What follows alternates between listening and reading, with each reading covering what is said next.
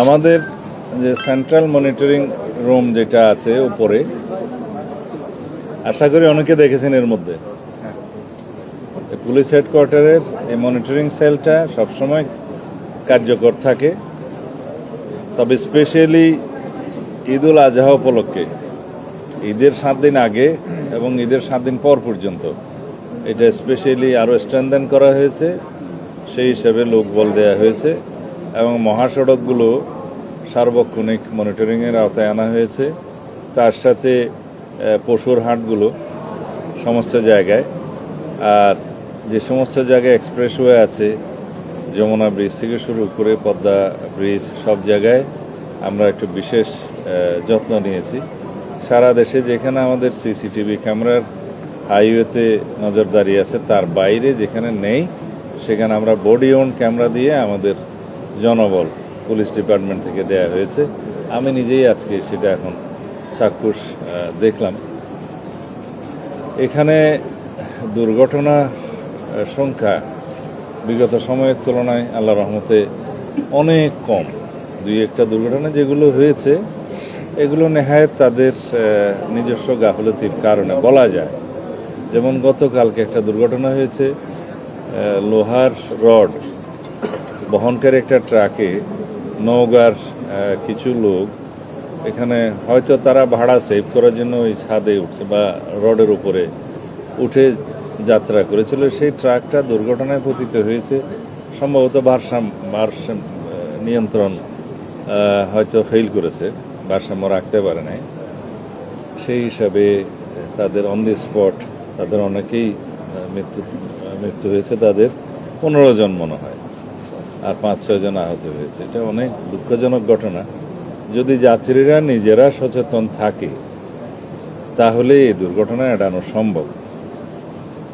যাই হোক, আমরা সারা দেশে পশুর হাটে যাতে জাল নোটের ব্যবহার না হয় সেজন্য সচেতন আছি। জাল নোট শনাক্তকারী অনেকগুলো মেশিন সেখানে আমাদের পক্ষ থেকে দেয়া হয়েছে, আর ব্যাংকের তরফ থেকেও দেওয়া হয়েছে। সেটা বাংলাদেশ ব্যাংক ব্যবস্থা করেছে। বিভিন্ন ব্যাংকের শাখাসমূহ সেখানে তৎপর আছে। এছাড়া যাতে শৃঙ্খলা থাকে, অনুমোদিত পশুর হাটগুলোর বাইরে যাতে কোনো হাট না বসতে পারে সেজন্য আমরা খুবই কঠোর ব্যবস্থা নিচ্ছি। গতকালকে একটা নজরে আসার সাথে সাথে সেটা আমরা বন্ধ করার ব্যবস্থা নিয়েছি। এটা সম্ভবত মিরপুরে মেট্রো রেলের কোনো লাইনের নিচে হয়তো কেউ এরকম একটা নিতে চেয়েছিল সুযোগ, সেটা সাথে সাথে বন্ধ করে দেওয়া হয়েছে। আমরা আশা করি আপনারাও যদি সেরকম কোনো কোথাও অনিয়ম দেখতে পান আমাদের নজরে আনবেন, তাহলে আমরা সুষ্ঠুভাবে সব কিছু সম্পন্ন করতে পারবো। ঈদ পরবর্তী সময়ে 24 ঘন্টার ভিতরে যাতে বর্জ্য সরানো যায় সেজন্য আমরা ব্যবস্থা নিয়েছি। সিটি কর্পোরেশনগুলো, জেলা প্রশাসন এবং অন্যান্য জায়গায় পৌরসভা সবাই ব্যবস্থা নিয়েছে এবং স্যানিটারি ব্যবস্থা যাতে সুচারুরূপে সম্পন্ন হয় সেজন্য বিশেষ ব্যবস্থা নেওয়া হয়েছে এবার। তবে 24 ঘন্টার পরেও যেহেতু কোরবানি দেওয়ার বিধান থাকে দ্বিতীয় দিনেও তৃতীয় দিনেও, তখনও তারা এ ব্যাপারে তাদের উদ্যোগটা জারি রাখবে। তা আশা করি ইনশাআল্লাহ আমরা নিরাপদ ঈদ যাত্রা, নিরাপদভাবে সমস্ত ঈদের জামাত অনুষ্ঠান এবং নিরাপদভাবে যার যার কর্মস্থলে ফিরে আসা এই ব্যবস্থাগুলো করতে পারবো। ধন্যবাদ।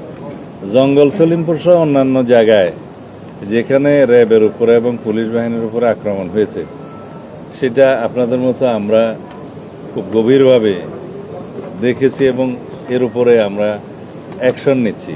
সেটা আপনাদের সামনে যখন দৃশ্যমান হচ্ছে ইতিমধ্যে, তখন আপনারা দেখতে পাবেন। আমরা এটা এই জন্যেই এটা অনুমান করতে পারি, দীর্ঘ 17 বছর দেশে কোনো আইনের শাসন ছিল না, দুর্বৃত্তায়নের একটা মহামারী ছিল।